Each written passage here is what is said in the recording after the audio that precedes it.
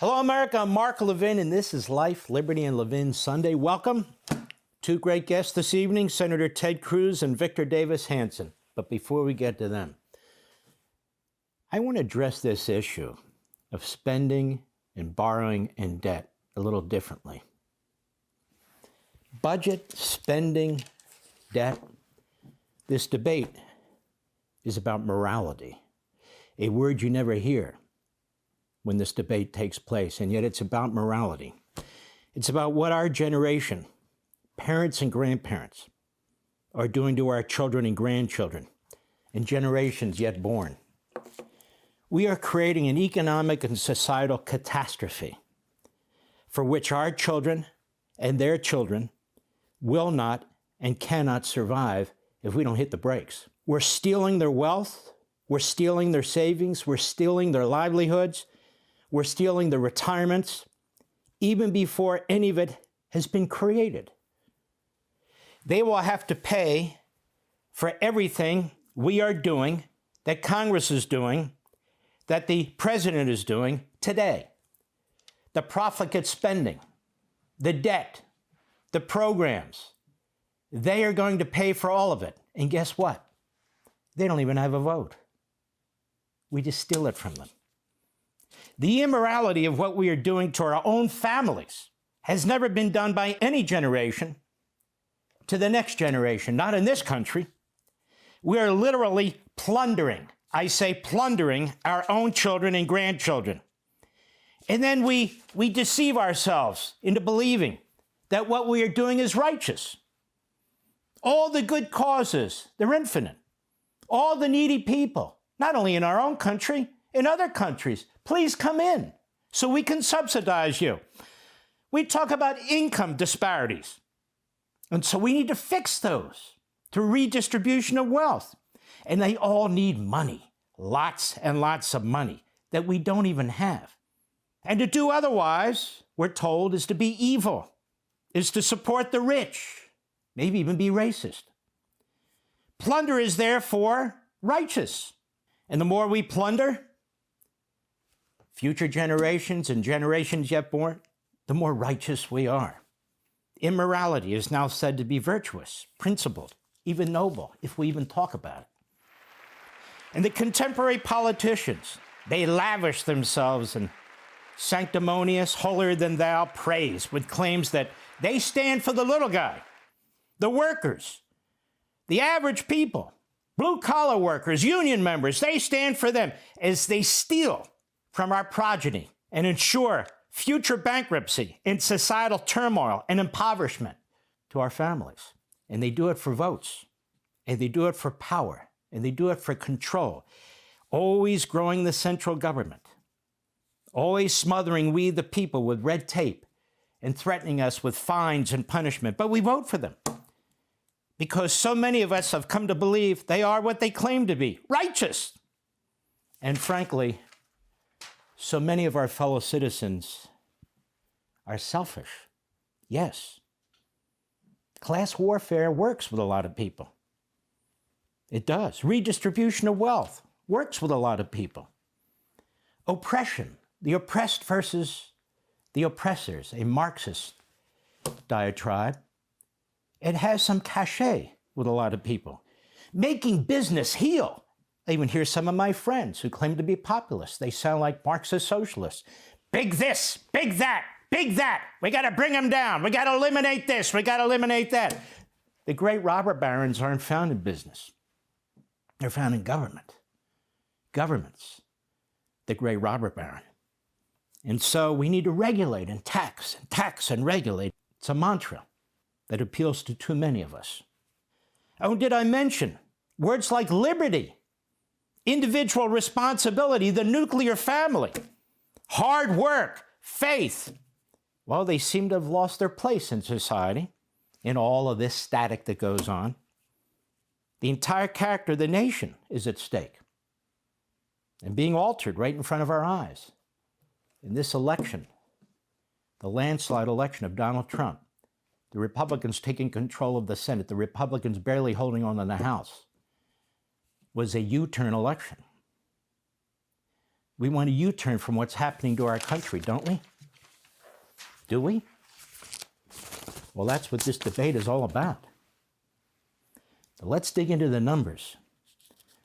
Over 70% of federal spending, and that includes borrowing, is for so-called entitlement programs that are immune from any budget decisions. Can you imagine? And they include Social Security and Medicare and Medicaid and others. And yet the Social Security Old Age and Survivors Insurance Trust Fund, which pays Social Security benefits, which we're told is an insurance program, which we pay into whether we like it or not, well, we're told they're going to go broke in 2033. How can that be? At which time it can only cover 79% of scheduled benefits, and every year thereafter, less and less and less. Untouchable. Don't touch it. Don't reform it. Excuse me? The Schumer solution, which is on the table today in the United States Senate, in a final Senate bill that would fundamentally change Social Security benefits for government workers, local, state, and federal. And it would change the way they're paid Social Security. It used to be they get a differential between what they get in Social Security and their other government pension. Schumer and a whole bunch of Republicans have decided we're going to change that. Even though Social Security is going broke, we're going to have it go broke faster. Why? Because we're handing out lollipops. That's why. So all those workers, millions of them, now will get their quote-unquote full Social Security pension plus their full other government pension. That's called fairness and equality. That's called destroying Social Security faster than in 2033. So not only don't they have reform proposals on the table, I won't discuss them, they have destruction proposals on the table that are righteous, don't you know, for the little guy. Social Security, Medicare, Medicaid, earned income tax credit, child tax credit. You hear about all new social programs, entitlements they want to create, family leave programs. Oh, they're just endless. All these entitlements amount to about 70% of the federal budget, 66%. 8% of the federal budget is now net interest. So 74% of the federal budget is untouchable. Entitlements, we're told, and interest on the debt. That leaves 26% of the budget that's discretionary. 45% of that 26% is defense and national security spending. So what exactly is it that Congress is fighting over? About 15% of the federal budget. About 15%. It's worth fighting over because the big spenders, you know, the righteous politicians who care about the little guy, they always look for an opportunity to blow up the budget, to increase the debt, and to pass that evil onto our children and our grandchildren. That's right. Now, continuing resolutions. Keep hearing about them. What do they deal with? Well, they deal with about 15% of the budget. Well, we may have to shut down the government. We never shut down the government. I remember I had Paul Ryan on my radio show, I think it was in 2010, but it was a long time ago, during the Tea Party movement, of which I was a very active member. And he said, when we shut down the government, so-called, and this is when he was a budget guru, not just a Trump hater, he said, we actually shut down about 17% of the budget. It's out front, you know, the national parks and things like that, so we can make it feel painful, so they can make it feel painful. But the truth is, the entitlements continue chugging along. The payments are continue to be made. That's the way it works. And so what are we talking about here when we talk about a government shutdown? We're not talking about Social Security. Those checks go out. We're not talking about Medicare. Those payments are made. We're not talking about Medicaid. We're not talking about veterans benefits. In terms of federal employees who are quote-unquote furloughed, they always get back pay. The private sector never works that way. When you're furloughed, you're out. You don't get back pay. They do. So the basic functions of government continue. And here's another little secret. You know what doesn't stop? Revenue. The revenue continues to come into the federal government. I just took a look at this right before I came on air. According to the Department of Treasury, as of December 16, 2024, pretty recent, the federal government's revenue for the fiscal year to date since October 2024 on a monthly basis is $629 billion. It's a lot of bread. Multiply that times 12. Wow.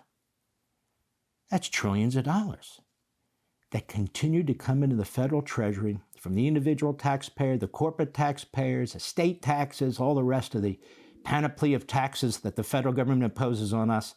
It just keeps coming in, even if the government shuts down 17% of it. So the majority of this money flows into the treasury. You have to keep paying your taxes. It's still not enough money. They still want more. And so when the Republicans say we want a clean continuing resolution, just so we can get fun, no. We've got to add this group, and we got to add this group, and we got to add this, and we got to add this, and we got to add this. It happens every damn time.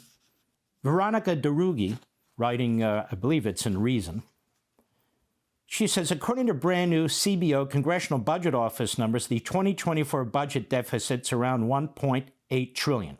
It's heading to $2.8 trillion in 10 years. Think about this. Trillions. Assuming a very rosy scenario, worrisome too is the interest payments on government debt will eat up over 20% of revenue in 2025. So there's going to be almost no money left for all the other stuff like education, agriculture, energy. The federal government's debt is over $28 trillion by one measure. I saw one measure that it's over $36 trillion. She says that's $2 trillion more than last year and $6 trillion more when the Biden-Harris team entered the White House. This debt stands at 100% of America's gross domestic product, which, other than 1 year exception at the end of World War II, is the highest ratio we've ever had. And the point is it keeps going up. Now, what does that mean? That means our debt right now is as big as all things produced in our economy. Our debt's as big as our economy, and it's going to be bigger than our economy soon. But what does that mean? It means financial disaster, that our economy can't even keep up with the debt. 3 months into the term and 4 months after the last $900 billion COVID-19 relief bill, the Biden-Harris administration pushed through another $1.9 trillion bill. This spending was so out of proportion with the state of the economy, which faced an output gap of only $420 billion, that we suffered the worst inflation in 40 years.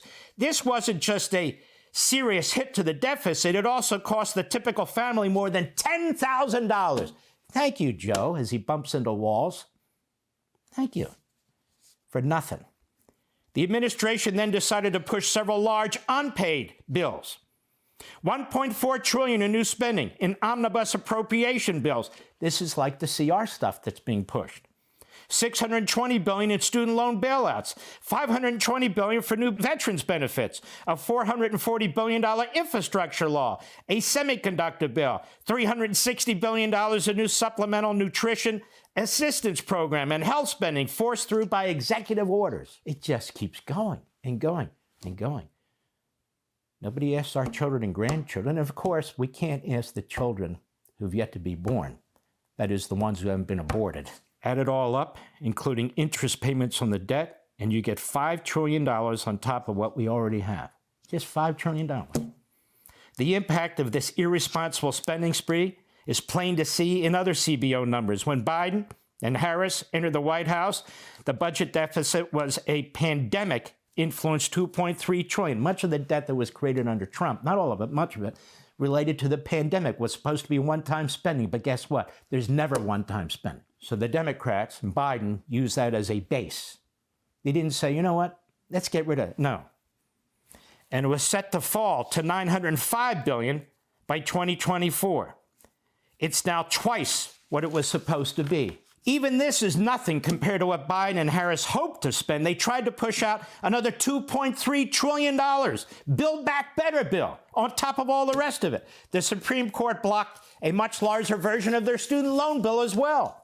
So as a result, interest costs have skyrocketed by 152% under President Biden. 33% growth in spending by Social Security. 21% growth in spending for Medicaid. This is interest on top of the spending. 15% growth in spending for defense. 14% growth in spending for Medicare. But by all means, we must not shut down the government. But we're not really shutting down the government, even when we shut down. No. No, during the pandemic, you can shut down the entire economy. You can put people out of work. That's right. It doesn't matter. The food shelves can be empty. You can do whatever the hell you want to the private sector in the name of the people, in the name of the best interests of the people, but not one penny from the government. Not 1 hour of a shutdown from the government. What a catastrophe. We can't go to national parks. What a catastrophe. Somebody's pay might be put off. We can't save the country by shutting down the government. The only way we can save the country is by slashing the government and, yes, shutting down the government, if that means getting a result that really is mandated by reality. There have been 21 federal shutdowns. You can look at the chart, the graph here. Since 1976, under Gerald Ford, under Jimmy Carter, multiple occasions, under Ronald Reagan, multiple occasions, under George H.W. Bush, under Bill Clinton, several occasions, under Barack Obama. I notice it was never shut down under George W. Bush. He was a big spender, let's be honest. It was shut down several times under Donald Trump. But remember, huge swaths of the government are largely unaffected. Social Security, Medicare, Medicaid, veterans benefits, the Postal Service, because it's separate, student loans, food assistance programs, they continue. FAA, TSA, and so forth and so on, they continue. The government never really shuts down. And yet, we have to avoid it at all costs. If we don't start getting our act together as a people and put pressure on these Democrats in Congress and these rhinos in Congress, if we don't start putting pressure on these people to cut it out, if we don't take our morality back, if we don't take our children and grandchildren and future generations yet born, if we don't take their lives back, this bureaucracy, this government, these politicians are going to take it from us. And guess what? In the end, we'll all be pushing wheelbarrows. Remember those black and white pictures of the Weimar Republic? Filled with useless money. Because just like the law of physics, there's the law of economics. And you can only defy it for so long. Hey, Sean Hannity here. Hey, click here to subscribe to Fox News YouTube page and catch our hottest interviews and most compelling analysis. You will not get it anywhere else.